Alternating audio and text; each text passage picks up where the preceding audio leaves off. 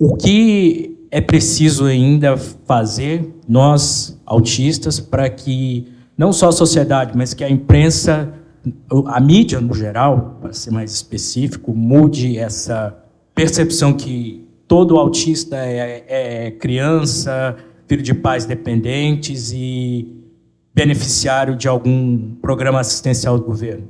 Nada contra quem precisa, mas eu estou falando de forma mais analítica e específica. Eu vejo assim que existem várias questões. Primeiro, sobre o cenário, como as coisas são hoje em dia, né? Eu vejo que a forma como se produz reportagem, materiais sobre o autismo, ela está muito baseada em fontes oficiais. Então, assim, eu quero fazer uma reportagem sobre a situação de autistas em uma cidade tal. Quem eu vou procurar? Então, eu vou procurar, por exemplo, uma associação de autismo, né? Por exemplo. Se a associação de autismo daquele município especificamente não tem autistas, naturalmente o jornalismo vai ser influenciado pela construção, pela forma como a comunidade do autismo está consolidada. A gente tem uma realidade no cenário do autismo dos últimos anos que a gente começa a ter autistas participando das associações. A gente tem uma produção mais mista. Então eu já percebi que, de alguns anos para cá, 3, 4 anos, a gente teve uma influência nesse sentido, né, de que a discussão sobre autismo se tornou mais mista por causa das próprias mudanças que houveram dentro da comunidade, e o jornalismo acabou sendo influenciado por isso. Aí tem um outro ponto, produções culturais. Quando a Netflix lança uma série adolescente, né, que às vezes tem um personagem autista, aí o jornalismo vendo isso, né, vendo a forma como as pessoas começam a discutir, trazem isso e aí começa a ter uma discussão. Eu acho que a gente está num momento de transição, sabe? Até uns 10 anos atrás, quando você falava em reportagens sobre autismo, isso pensando no sentido mais nacional, a gente estava falando sobre intervenção, a gente estava falando sobre quais eram as características do autismo, os prejuízos. E hoje a gente está tendo uma virada de chave, que a gente até precisa ter um certo equilíbrio, de que eu vejo uma ênfase bastante grande do autismo na vida adulta. E aí a gente tem os conflitos na comunidade, porque a família que tem um filho que tem maior dependência vai falar assim, mas agora só se fala de autismo leve. E os autistas, entre aspas, leves, começam a reclamar e falam assim, só fala de autismo severo. Um apontando o dedo pro outro, assim, né? Então eu vejo que é muito difícil medir isso na prática, né, de uma forma geral. Mas eu acho que, assim, né, tentando ser um pouco mais abrangente, mais geral, eu acho que as produções jornalísticas elas são muito influenciadas por essas obras culturais, pela forma como a comunidade do autismo se porta. Agora a gente também tem um cenário que tem mais jornalistas autistas, né? Então isso acaba também tendo uma certa influência. Outra realidade também que mudou bastante, né, que nos últimos 2, 3 anos a gente começou a ter os chamados coletivos autistas nas universidades. Isso puxou muito uma pauta para a universidade e aí o jornalismo também acaba, né, indo muito assim. Quando você vai fazer uma reportagem, a Isabela sabe muito bem disso, muitas vezes você procura a universidade da sua cidade, né, para você se informar, para você encontrar um especialista, etc. Se as universidades já têm uma discussão maior sobre autismo, isso também acaba influenciando.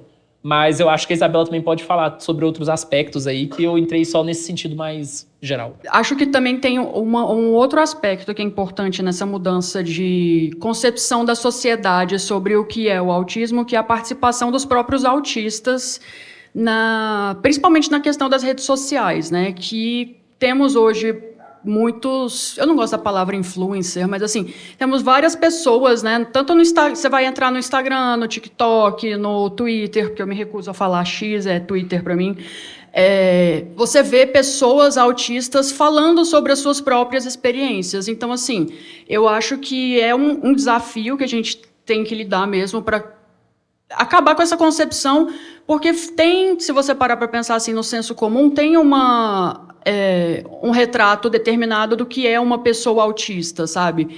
Então, por exemplo, quando eu fui contar meu diagnóstico para algumas pessoas, eu já tive a resposta, tipo, nossa, mas você não tem cara de autista. E, assim, é porque autismo não tem cara, sabe? Mas as pessoas já acham, tipo, é autista, então ele vai ter que ser assim, assim, assado. Então, tipo, se você não é uma criança de 5 anos, você não pode ser autista, porque eu nunca vi nenhum outro autista que fosse uma criança branca de 5 anos, sabe? Tipo, você vê uma pessoa negra autista e a pessoa já fica, mas pessoas negras podem ser autistas? Então, assim, eu acho que é um dos grandes desafios, assim, da comunidade do autismo, né, digamos assim, da gente quebrar paradigma mostrar que o autismo é um espectro por um motivo. A palavra não está lá para ser bonitinha, é o espectro, e não é aquela coisa tipo, mais autista ou menos autista. Existem apresentações do autismo, existem pessoas e pessoas, e não é porque eu sou assim e o Tiago é de outro jeito e o Luca é de outro jeito que eu sou mais ou menos autista, ou uma experiência invalida a outra. Então, eu acho que é um caminho complicado, né, que vai de várias... precisa de várias áreas ajudando. Tem a questão do jornalismo, né, das reportagens.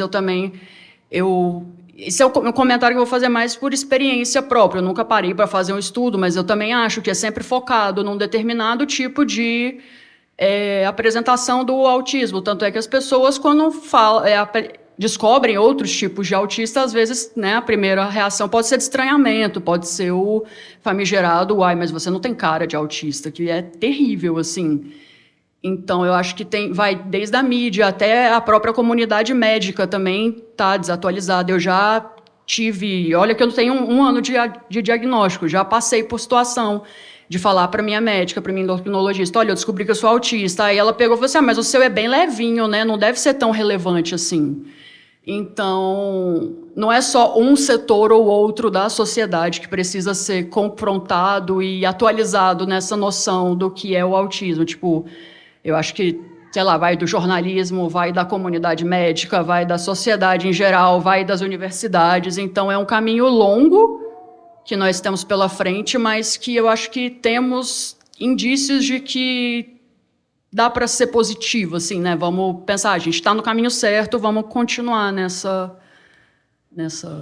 Eu só quero dar uma pontuação muito menos embasada do que a dos dois colegas aqui, mas é que, vendo pela entrevista que o Tiago havia dado ontem, a imprensa não só é uma moduladora de opinião social, como ela é parte da sociedade. Portanto, ela é suscetível às opiniões gerais da sociedade.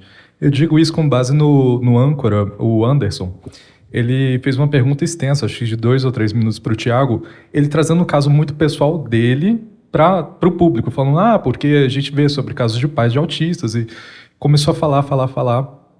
Isso mostra como que a imprensa é regida por pessoas, portanto, ela é passível de mudanças sociais. Você que tem um diagnóstico há quase 14 anos... Acho que pode ter visto mesmo que o Tiago viu com um diagnóstico de 10 anos, que mudou muito de 6 anos para cá, onde a sociedade como um todo tem uma compreensão muito mais flexível sobre o que é o espectro autista. Não é mais a visão tão nuclear como era antes. Portanto, eu acho que com pontuações muito pequenas, mas significativas, como a do jornal ontem, eu pelo menos pude ver que a opinião geral de quem faz parte da imprensa é muito mais compreensiva do que já foi. Eu só queria fazer só um último comentário, que, principalmente baseado no que a Isabela disse, né, que me lembrou também um outro aspecto, né? Além da questão do texto, do vídeo, das reportagens, a gente também tem uma questão visual sobre o autismo, que é muito presente, assim. Você digita autismo no Google Imagens lá, digita autismo, o que vai ter? Vai ter criança branca empilhando objetos, né? Então, a gente tem, sim, infelizmente, um estereótipo muito forte sobre autismo, do banco de imagens, se você ir também vai dessa forma. E eu acho que é um trabalho de transformação que a própria comunidade começa a fazer, né? Então, assim, uma coisa que eu presto muita atenção é como prefeituras e governos de estados utilizam imagens em cartazes e eventos de autismo, né? E a gente tem uma predominância de trazer uma criança ali. E eu acho que, assim, o estereótipo, ele tem uma função. Eu não estou aqui defendendo o estereótipo. Eu acho que o estereótipo tem uma função porque ele nos indica a forma como a sociedade geralmente pensa sobre um tópico, né? Mas se a gente ficar somente achando que só o estereótipo ele é relevante, né, e não tentar flexibilizar isso de alguma forma, a gente não tem mudanças, não tem avanços sociais.